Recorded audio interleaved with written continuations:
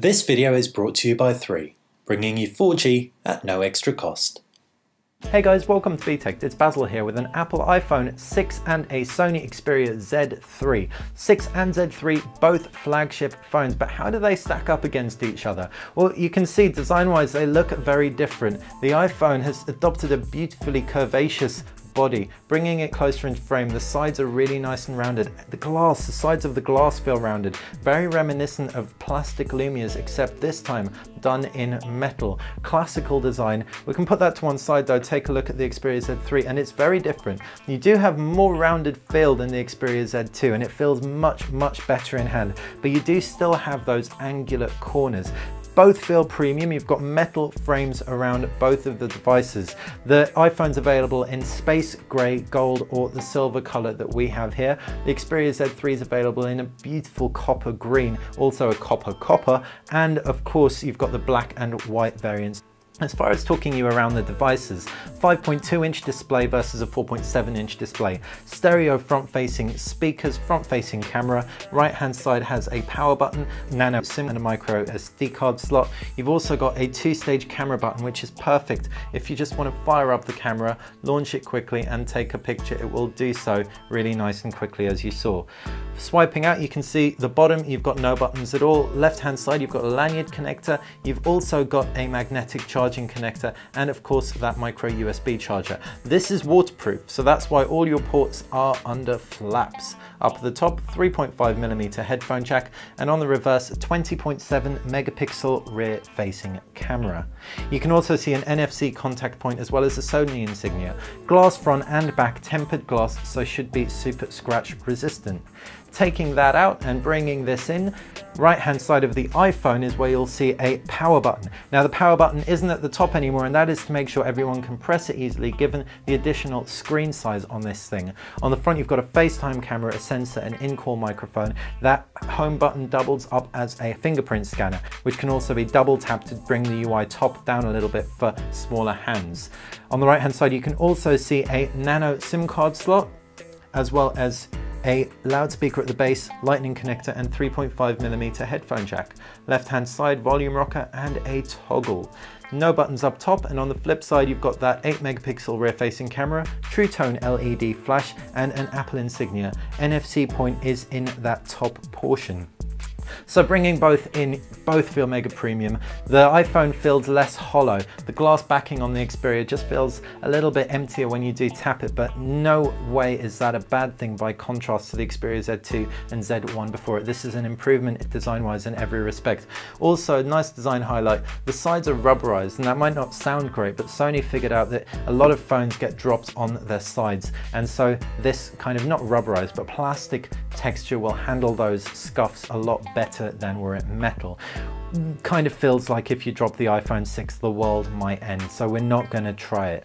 If we take a look at the screens, you've got two LCD displays, both IPS of sorts. The screen on the Sony Xperia Z3 is a triluminous display, full HD. It's got a pixel density of over 400 pixels per inch, and we can bring it in closer to frame and you can see it's incredibly nice and sharp, also very vibrant too.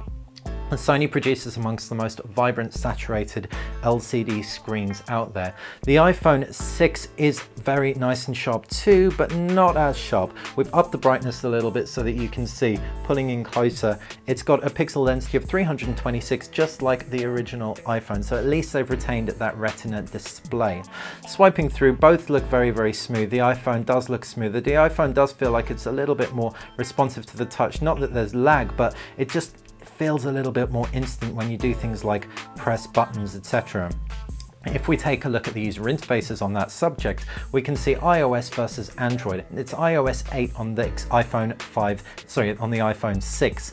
If we see what that actually means, pull down, you've got your spotlight search, so you can search your phone. Pull down from the top and you've got your today information about what's happening in your day, and you've also got notifications, so that we can just clear, swipe out of the way, etc. You've also got a pull-up bar from the bottom, and this is where you can handle things like brightness and access your calculator and flashlight and quickly access your camera. Swipe to the left, no screens. Swipe to the right, you've got as many home screens as you need for all your applications, and you can organize these applications in folders.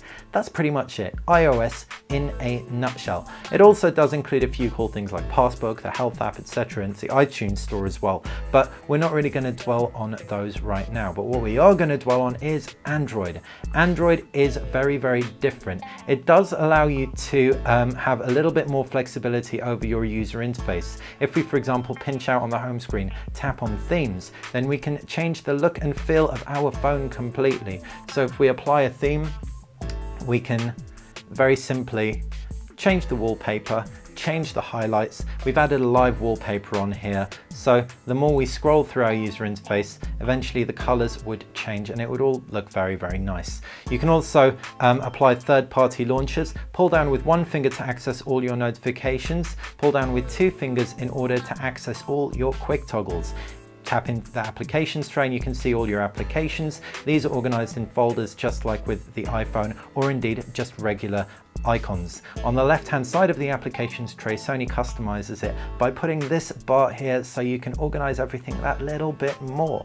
So that's the user interfaces, both pretty simple to get your head around now. Android's cleaned up a lot in the last couple of years, and Sony's take on Android hasn't really evolved all that much. So if you've used one before, then you'll have likely used something very similar to this. As far as multimedia goes, both of these phones come with loads of memory, potentially 16 gig for the Sony, 16, 64 or 128 gig for the iPhone. The Sony is the only one that's expandable though by up to 128 gigabytes using the micro SD card slot on the right hand side. That means that there will be loads of room for your photos and videos, etc. on the Sony Xperia Z3. Make sure you get a big iPhone though if you do like music, movies and take loads of photos. 64 gig minimum, we'd say. 8 megapixel camera around the back, 20.7 megapixel camera around the back. Don't let that number fool you though. The 8 megapixel camera on the iPhone 5S just beat out the Sony Xperia Z3 compact in a camera comparison, and so the camera, 8 megapixels albeit, will still probably be very good. That said, the camera on the Xperia Z3 supports a lot more manual control, so if you like tinkering with your photo, you may well be able to get that shot that you want from the Xperia Z3 over the iPhone. We haven't done any side-by-side tests, so we can't draw anything too conclusive. We can just say more automated, but better if you wanted to tinker. You can also shoot 4K video on the Sony Xperia Z3, and you can also shoot slow-mo video at 240 frames per second on the iPhone 6. So side by side, there are certain things for and against both. Taking a look at connections, you've got NFC on both. You've also got Wi-Fi, Bluetooth, etc. Cat4 LTE, so download speeds of 150 megabytes per second. What you can also expect is PlayStation Remote Play on the Sony Xperia Z3. So if we open up the application, it's not actually functional just yet. It'll come later this year, but it'll allow you to play your PlayStation 4 using a DualShock 3 controller on your Sony Xperia Z3. Even though your device, your PS4, will be plugged in at home, you can play this over a Wi-Fi connection wherever you are, which is massively attractive if you do have a PlayStation.